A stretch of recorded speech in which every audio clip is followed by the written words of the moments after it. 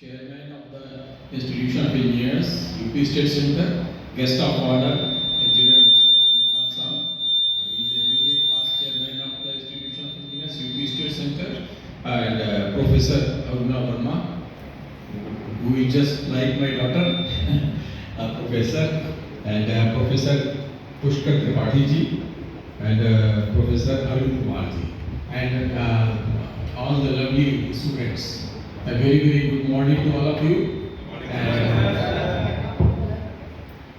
first of all, I congratulate all of you on opening of this student chapter at IET Electrical Engineering Department.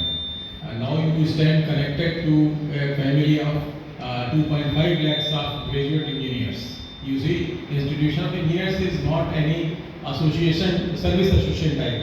It is engaged in research and development and extend the latest developments in various fields of engineering. It is engaged in that. It is purely a technical body. We have 15 divisions: civil, electrical, mechanical, electronics, computer, production, and so many, agriculture, architecture, so many. And in each division, we regularly publish our technical research journals through Springer publications, and that these journals are Scopus indexed. They find place in your research and development works. They find place.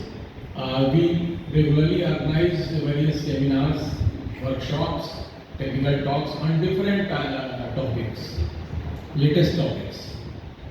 And at the same time, we have about 125 centers spread all over India. They are very well equipped.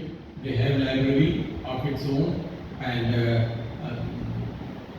they have own buildings. They have guest houses at a very nominal charges. Your members are allowed to stay in that. So that way you are now connected to a big family, and many privileges you also get. For example,